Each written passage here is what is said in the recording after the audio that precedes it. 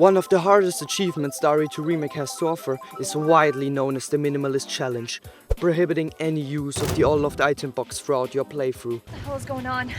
I don't know. Fortunately, in exchange the game offers the player hip pouches, which steadily increase your inventory slots, allowing you to carry as much ammunition to pop open skulls as you want. But for me, No. in my eyes these hip pouches ruined the literal challenge aspect of the challenge, rendering the item box completely redundant. So I set out to return the horror to Raccoon City by only using the 8 inventory slots we are given from the very beginning of the game. I would put my knowledge and expertise of the RE2 Remake to the test to find out if we could beat it on the hardest difficulty without ever storing any items, and try to still acquire the tightly measured S+ rank. Welcome to the Ultimate Minimalist Challenge, and let's find out.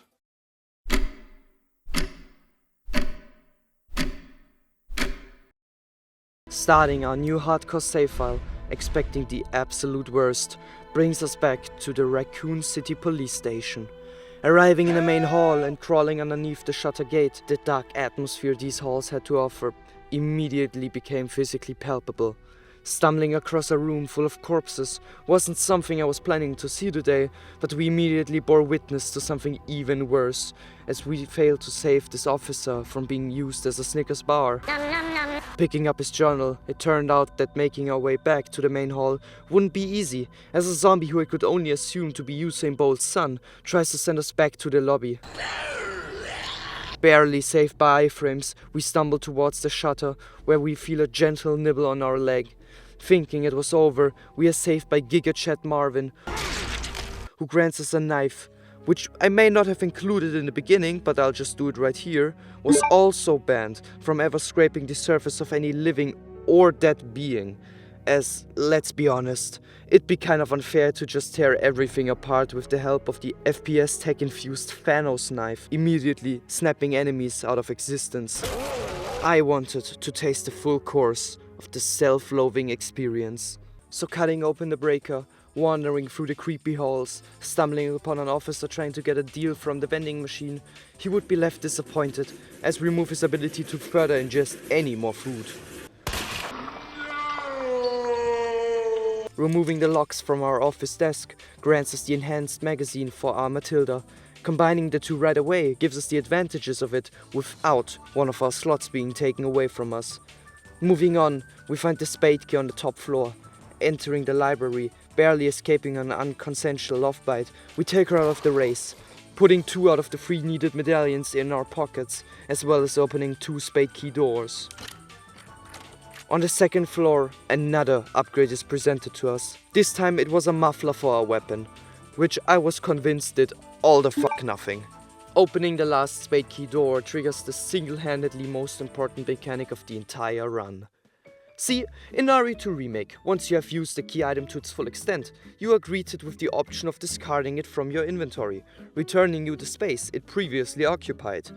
This would be crucial to avoid a potential soft lock or an inability to pick up any ammunition to defend ourselves with. Taking the locker room keycard, bolt cutters, valve, as well as the fuse left us packed and our constipated inventory screaming out loud. Help! This, though, would be far from the last time it would be looking like this. Using the fuse and barely making it past some zombies brings us to the bolt cutters' last usage, making space for the detonator. Receiving the shotgun from the armory was a godsend, serving as our new and most reliable distributor of long-term migraines. Finding shotgun shell after shotgun shell to fuel our weapon of mass destruction, we ignore the liquor dangling from the ceiling and enter the STARS office, where we would find a battery helping us to develop a literal bomb. Using it to blow up the wall hiding the last medallion, upon trying to make our way out, I immediately realized we couldn't. You shall not pass! Being hit with a ballistic missile forced me to prove that we weren't locked in here with the liquor. The liquor was locked in here with me. Spamming 4 shells into his back and putting a knife in his throat gave us the time needed to reload before putting the bad boy down permanently. Putting in the last medallion like we were playing slots opens up the passage for us. Preparing for the first of many to come boss fights, we... Shit. That's not good. Having accidentally opened the item box while trying to run past was a very unfortunate incident.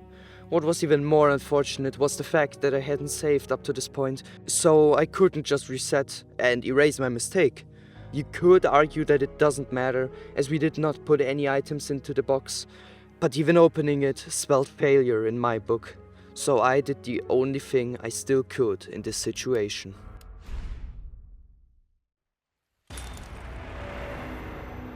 But to save you from having to relive the entire RPD section again, I'll be so kind as to skip forward to where things get a little more interesting.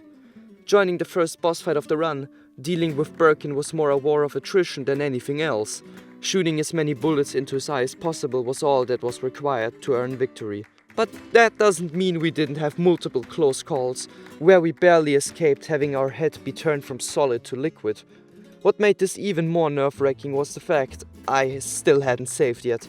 But eventually he couldn't sustain all the bullets being shot into his eye, and he fell into the depths.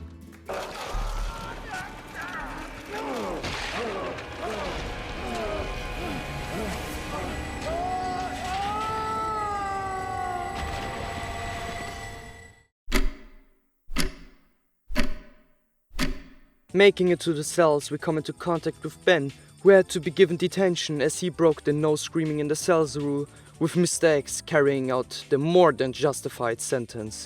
He really should have just been quiet. Picking up the crank from his table and making our way to the breaker room, picking up the first of the two electronic parts, we turn on the power, triggering an onslaught of zombie dogs who had mistaken us for a treat, which wasn't really a new thing. Putting them to sleep, one after another, to decrease the risk of finding ourselves missing a chunk of flesh. Picking up some more ammunition afterwards, wanting to pick up the fuse proved to be more of a problem than I initially expected. Having to discard all the handgun bullets collected so far, we guide every zombie standing in our way straight to the afterlife, using our shotgun to spread our beliefs, which were that dead things should not be moving. On the second floor, we once again crank it, enabling us to discard it from our inventory, regaining space which we would now need more than ever. With 1/4 of our inventory deleted by the large gear, not being able to pick up any flashbangs felt like a sting in my heart. I couldn't even take the handgun bullets from the locker next to it. Having to pick up another key felt as though the game was deliberately trying to make things difficult for us. We eventually had to decide on using our only health item. Now on a full-on crash course to meet our early demise, the only thing more dangerous to the success of the challenge than Mr. X was my undeniable skill issue itself. Ooh, that brother's floating in the air. Walking towards the jack handle as there were liquors breathing down my neck, hearing X's footsteps creeping closer behind me sent a shiver down my spine, as I knew someone would be getting a taste of the ground any second now. Surprisingly, it turned out not to be me, as for the costly trip of 2 hand grenades, we force him on his knees, clearing us the space required to pick up the jack handle.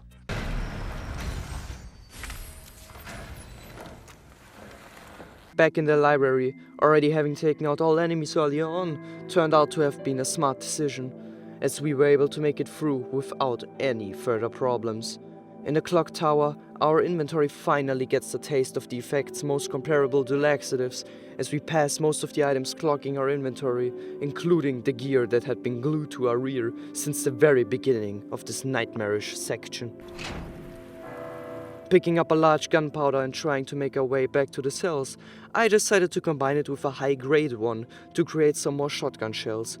We would need to make use of every one of those to be able to beat later bosses and enemies, as I would not be giving my handgun the luxury of the triple burst upgrade, because contrary to the other enhancements, this one took an extra slot, which we would not be able to spare. But as we tried to escape Mr. X, jumping down a non-existent ladder, looking back at him it looked like he was stuck, simply running on the ledge like it was nothing. Thinking this meant he couldn't jump down, I just left with a feeling of impending doom. But with me on the way to the cells, realizing that I needed to heal up immediately, We head back to pick up the herbs next to the stairs, but it seemed our trench suit stylist had other plans.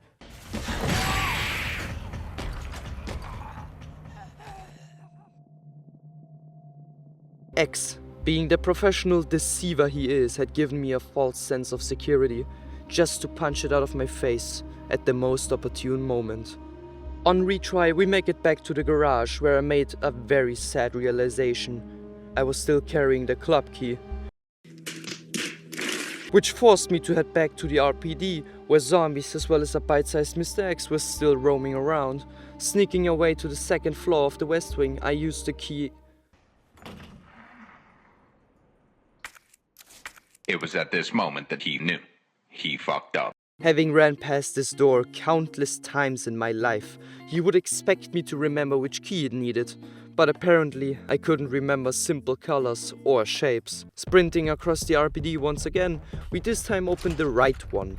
Though on the way, wanting to head back to the cell seemed to be against the Tyrant's wishes, as he cuts us off, forcing me to pull off one of the most insanely clutch plays I ever have.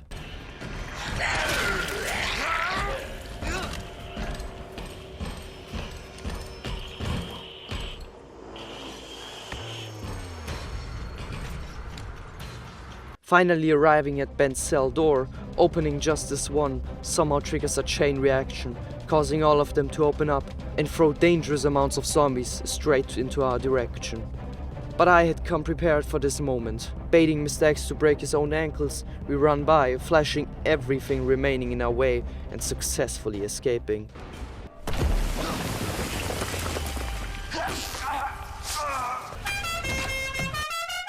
Oh no!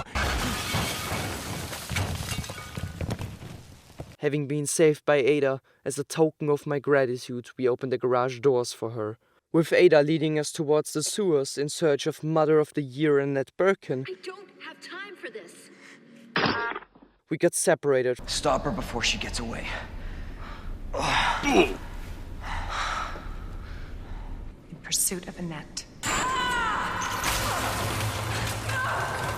So reaching the garbage disposal's headquarters on our own, we are now tasked with saving her before she turned into one of those weird Rick and Morty garbage eaters. This area would truly test our abilities of handling our inventory, as there were multiple key items we would need to pick up at the same time to get the hell out of here.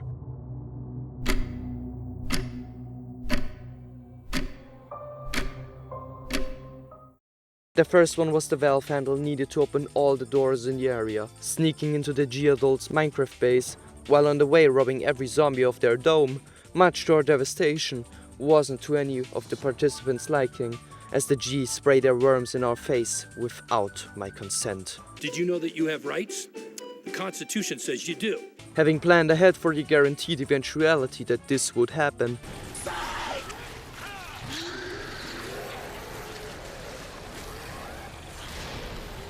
picking up 2 of the 3 plugs, with 2 Gs now trying to make our way back, that much more diarrhea-inducing, we perform what has to be described as perfection during the most crucial moment, as we use the quick turn to perfectly bait both of their grabs back to back. We can't pick up the 3rd plug quite yet though, as we had to get rid of the valve, running to the start of the area for its second to last usage, with 3 zombies emerging from the excrements-filled water. Missing a shot forces us to shove a grenade down its throat.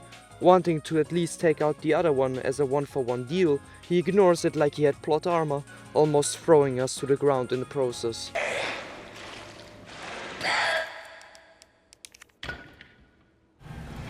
With the passage now open, we pick up the key to open both doors, immediately discarding it and taking the elevator to also get rid of the valve and open the RPD to scatter for more resources. Solving the plug puzzle opens the thick steel door, prohibiting us from seeing Ada.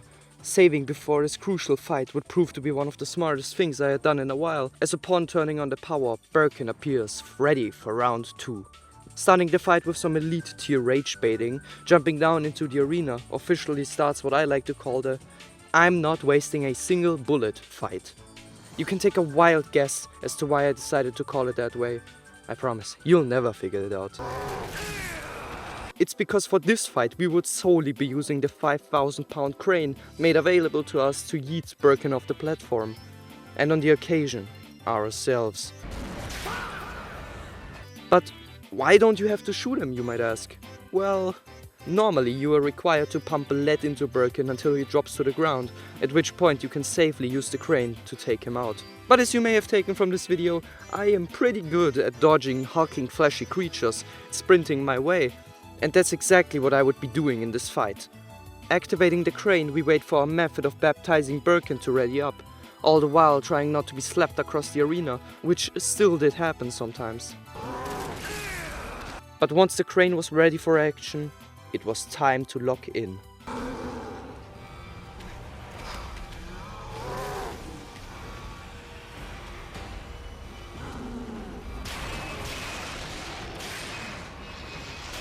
This was it.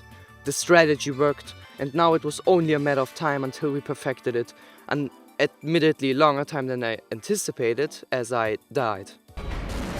A lot. But eventually, after multiple extremely close calls, with us being on the lowest health state, with one last extremely clutch dodge, he gets caught by the crane and falls into the depths for the second time.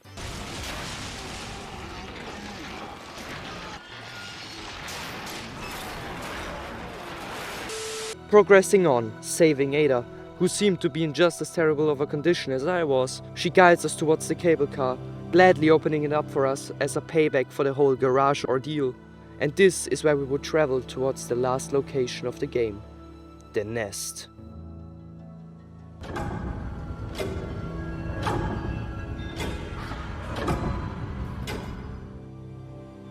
Our first task in here is to collect the level 2 wristband upgrade, which fortunately is easy enough, as after we flip an armored zombie's light switch, we can simply pick it up and return to the main entrance, unlocking the second area, which was where all the fun would happen. Putting in the correct codes here early allows us to skip a huge chunk of what we would need to do in this area. Now picking up the vial and filling it with the uncooled plant killing poison, trying to get past this ivy almost ended fatally, as my below average aim showed off, missing every pustule and barely escaping its grasp. Climbing down the ladder and stocking up on shells, we used one of the many grenades we had saved to take out 4 zombies at once. Some more forcefully unaliving the already unalived later, we get our hands on a signal modulator, which we could only pick up by once again deleting handgun bullets. Please, no! No! No! No! Going forward, first using it to lighten up the area, carefully dodging the newly arrived lickers. You are my sunshine, my only sunshine. Freezing the solution in the cooling room, we circled back, where an ivy would not let me pass without consuming one more of my grenades.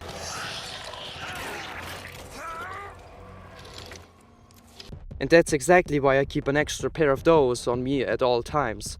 Now spraying our solution around the ivy garden, expecting all the nuisances in here to be dissolved. Entering, I was proved the exact opposite, as they had literally doubled in number.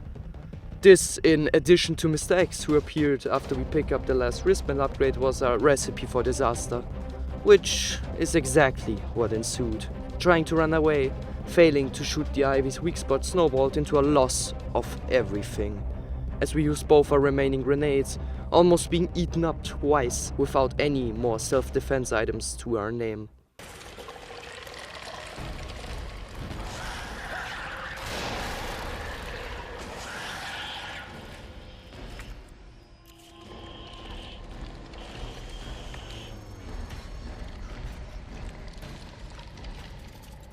Barely managing to escape our execution, we climbed down the ladder to ensure we made the most of the remaining resources, which we were now more than able to take with us. Circling back to the beginning, an overwhelming sense of greed overcame me. See, there were still some cool things I had left in the garden. Those were a high-grade gunpowder, a large one, a flashbang, as well as a decimation grenade.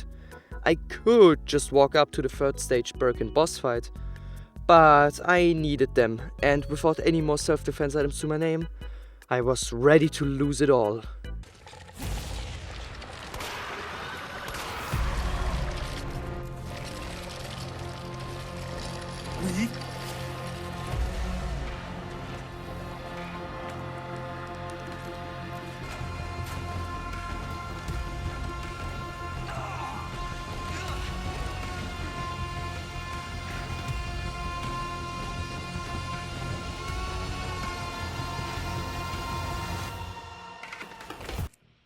I forgot the grenade.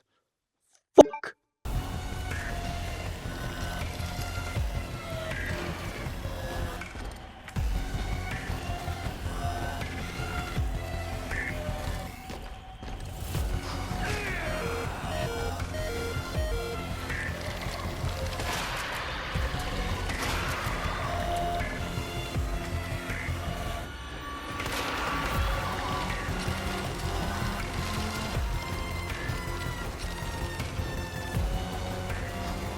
I have no idea how I made it. Inventory now full of ammunition, we make it to the third area where we use the signal modulator. Finally discarding it. We were now eloquently prepared for the ensuing boss fight. With time running a bit too low for me to be comfortable with, we start our last battle with Birkin. Popping his first set of eyes off was less than challenging as we bum rushed their deletion, bringing him on his knees. Taking the time to put some dirt in his eyes, but this is where his shotgun resistance came to show. Even after conveniently taking out his back eye, the others wouldn't be as easy. Taking more than multiple shots, our resources were starting to slowly dwindle away. But this was where the real challenge of the fight began. Spamming as many shells into his chest as possible, he began to swing around frantically. But eventually, after being slapped across the face, using the only health item available to us, our shells ran out before his health bar did, forcing us to rely on the pistol, which without the enhancement was deprived of 2/3 of its potential damage output. With us running extremely low on ammunition, it finally happened. He was defeated. And that meant it was time for the last stretch, the final escape. Looking at this place going to shit meant we had to hurry, not only because of our sweet succulent S+, but also because in less than 10 minutes, we, as well as the entire lab, would be kicked from Raccoon City's private server. And so we enter the last battle of the game, with only our handgun and a few grenades to our name.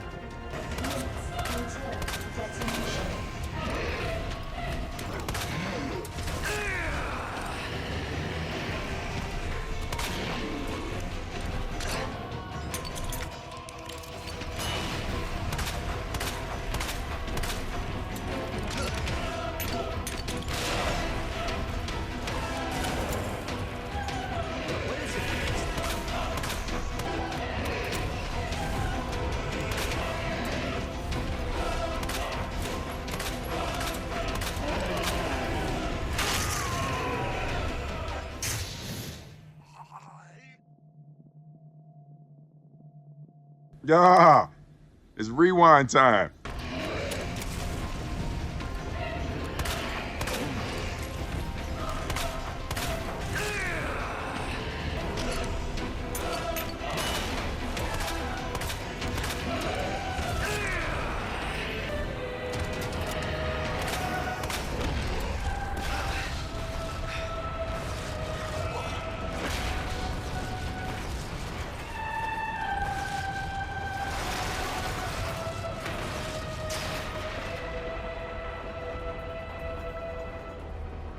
We'll call it even. Where did this thing come from? And with one last bait, it was over.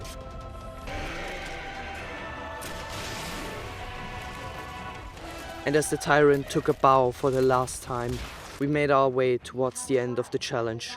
We had successfully followed its rules and made our escape under the most difficult circumstances possible. And now the only thing left was to see that beautiful S+ we had been working for all along.